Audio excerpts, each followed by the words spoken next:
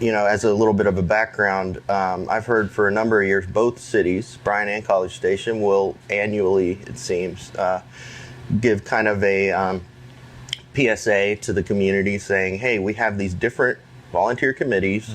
We're looking for a diverse group of people from different backgrounds. Join up. This bicycle pedestrian greenway is just one of them. And so it's part of the reason that we wanted to talk to you today. Can you go into a little bit of what this committee is and what are its goals and focus? Sure. So again, another one that, something that started very small for me, and then it just kind of grew over time. I've been selected as a BPG, so let's just use the acronym let's BPG. Do that. So BPG board this January. So it's a selected position by the council. And what happened was last year I went and attended a Cycle with Council that the College Station hosts every year in the spring. So I went and I rode bike with a large group of families. Again, a lot of cyclists came out. That was when I actually met Councilwoman Kuna for the first time in person. And she was riding at the back of the whole group as a caboose. And since I showed up late with all the kids in tow, I rode alongside her. And we had a really nice chat. That was my introduction. And then later she reached out to me and informed me that there's an opening for this bicycle BPG board and that I should apply for it. And I could not thank her enough that I got engaged in that capacity, and then she really supported my case. So I've only been to 3 meetings this year. And then another thing that was brought to my attention that I would recommend anybody in either cities to do is there's a program called the Citizens University.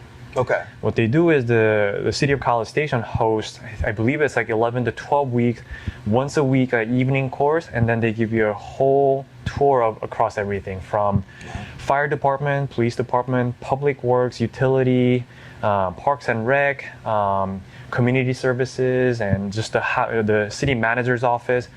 And it really opened my eyes to how, just number one, we have such a great city where the staff, they really care for running this city the best they can. And, I used to be that kind of just kind of stereotype, complaining about, there's another construction on this, on this road, we're talking about the median construction on Texas.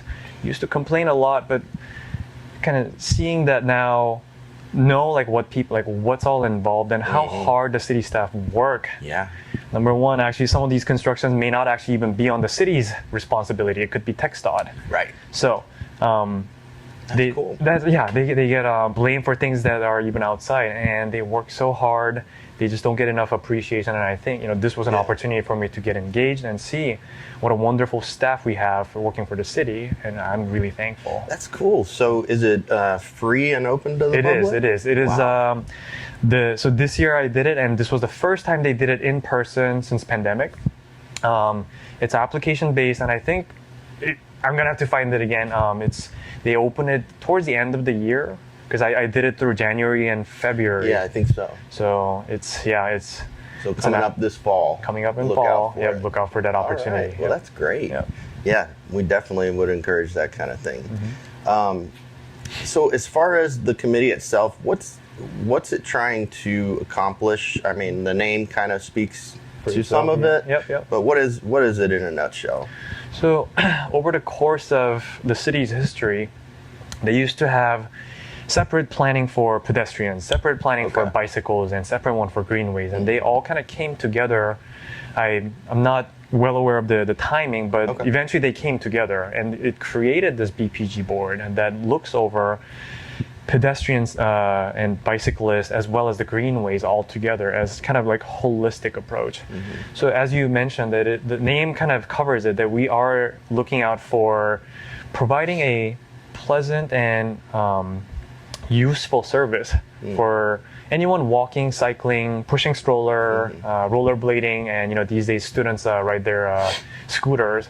And also, one thing that we cannot forget about is those mobility scooters for people who are with disabilities. Right. So if there's an issue on mobility scooter getting around in some parts of the sidewalks, these are all within our purview that we have to be aware of and really advocate for improving these, and just advocating for from that perspective to the council. Yeah. Okay.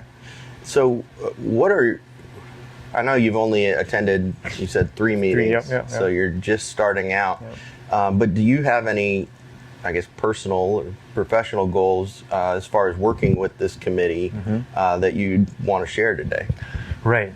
So the last meeting that I went to was last Tuesday, and this was kind of review discussion of, let's look at our streets and roadways through Bryan College stations.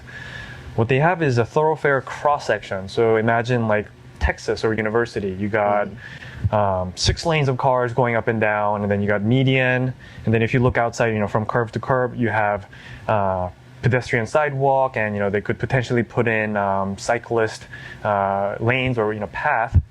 So they look at cross section of these roadways and say, okay, so we can allocate this much to cars, and we can put more for the bicycle pedestrians. So they do it at the really wide ones, what they call major arterial, and then minor, and then it goes to major and minor connectors. So it goes down 4 levels of classifications. And they were essentially asking us, the BPG board, to kind of look at it and tell, provide our feedback. Okay. And one thing that I brought up to them is that if there's anything for, say, like tree coverage. Yeah. Because you could build. So I was really thankful for this study to bring up and say, we got to ensure that it has to be safe. We got to make sure that if the cars are going fast, nearby, then it's better to keep them separate, keep cyclists and the pedestrians separate. So it's good to see that awareness that safety matters. And then what I read and I became more aware of is that walking and cycling has to be promoted as safe, useful, and pleasant. Right. So otherwise people won't do it. And drivers would drive by and look at this wide sidewalk and say, there are no people here. Nobody's using it. So it has to be useful and pleasant to use. And I was kind of just asking them about, can we make this pleasant by having tree coverage? And so that's okay. We live in Texas. It could be 90, 100 degrees outside. Yeah, exactly. You got to really think about that. Unfortunately, planting trees, it takes a long time to grow. It does take a long time. But I imagine, did they say that they were hoping to do it in this instance? So the way I brought it up was, City of College Station has this other initiative.